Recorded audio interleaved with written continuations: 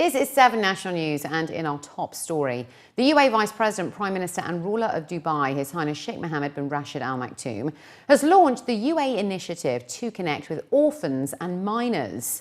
His Highness Sheikh Mohammed bin Rashid said that our support today will not be individual. Rather, it will be teamwork in which the Emirati society as a whole is involved in the process based on its love of philanthropy. The holy month of Ramadan is an opportunity for all of us to contribute a small part of our time to cater to the needs of orphans and minors and boost their role as an effective segment in our progress. The initiative provides 3 alternatives for young Emiratis willing to contribute. These include fraternal connections to provide guidance and good advice, taking care of students for a certain number of class hours, and setting up common interest groups to engage orphans and minors in activities like swimming and biking. Interested families wishing to take part in the initiative also have 3 alternatives. First, a family can either regularly host an orphan or a minor for half a day and provide them with a friendly family atmosphere.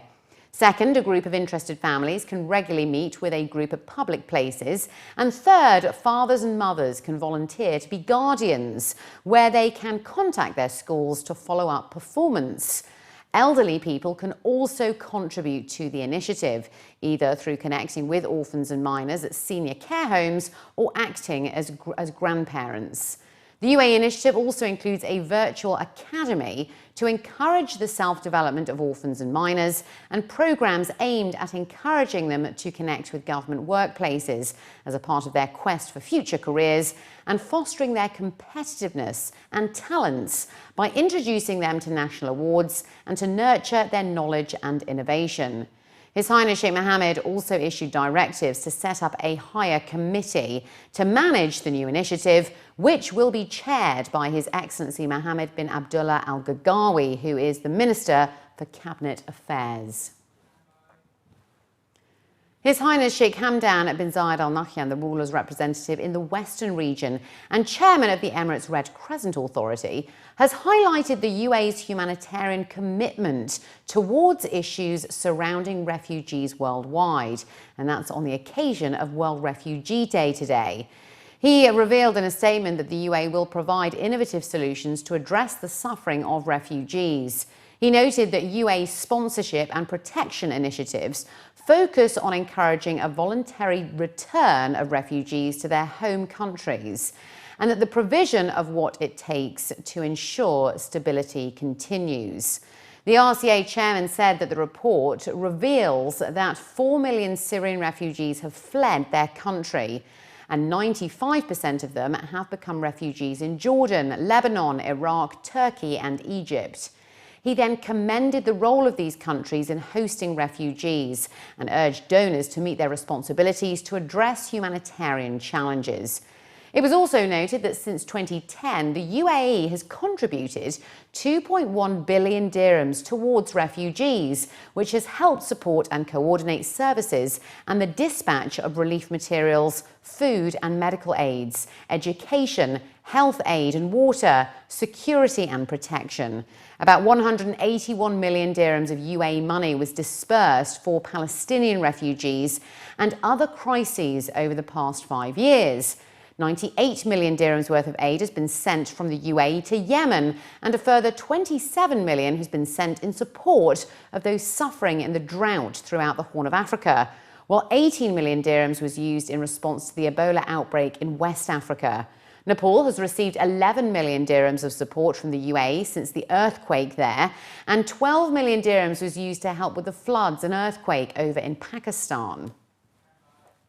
The Cabinet has approved a number of recommendations made by the Federal National Council for the policy of the General Authority of Islamic Affairs and Endowments.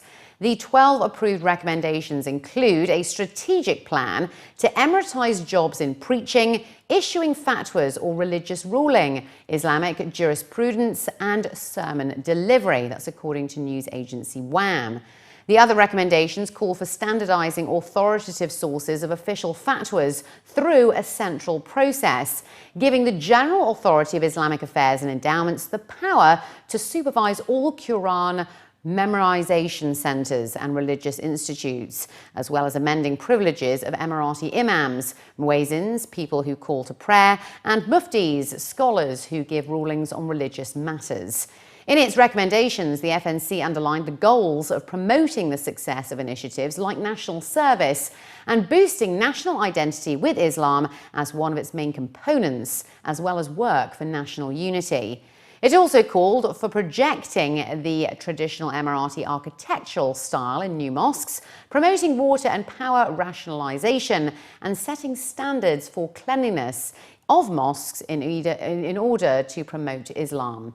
The Cabinet also approved the FNC's recommendations for the policy of the Social Affairs Ministry on consumer cooperative societies. The recommendations also called for drawing up an annual plan to raise awareness about cooperative societies in collaboration with the Ministry of Education and media organisations. The Cabinet decided to assign a committee to study a recommendation tasking the Ministry of Economy with overseeing cooperative societies and the Ministry of Social Affairs with overseeing all types of societies. The Ministry of Economy, the Insurance Authority, the General Civil Aviation Authority and the Securities and Commodities Authority have achieved 100% transition to e-services. His Excellency Engineer Sultan bin Saeed Al Mansouri, the UAE Minister of Economy, who is also the Chairman of the Board of Directors of the UAE Insurance Authority, Securities and Commodities Authority and the General Civil Aviation Authority, made the announcement. His Excellency's comments followed the view of the recently released e-Transformation Smart Government Services Index Report for 2015 that was issued by the Telecommunications Regulatory Authority on the digital transformation of various federal agencies and affiliated departments.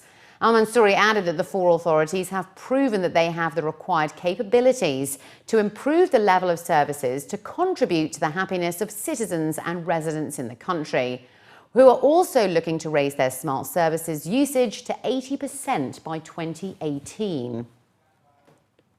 And the Dubai police achieved the highest ever rate of customer satisfaction in a poll conducted by the Dubai Model Centre for Service Providers in Government Departments.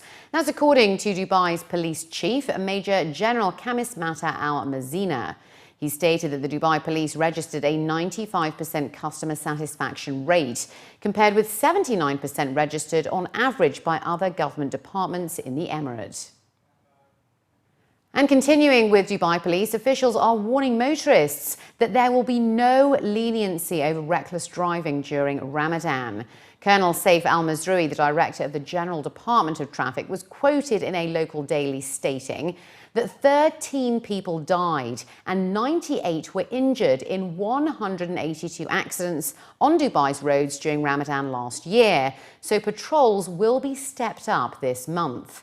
He added that they are warning drivers that extra patrols will be watching for reckless driving pre-iftar, with a focus on areas such as Al-Quoz, where workers walk around before sunset and may be exposed to run-over incidents. He added that they are going to double their efforts during the month and also dispatch patrols near mosques and shopping areas.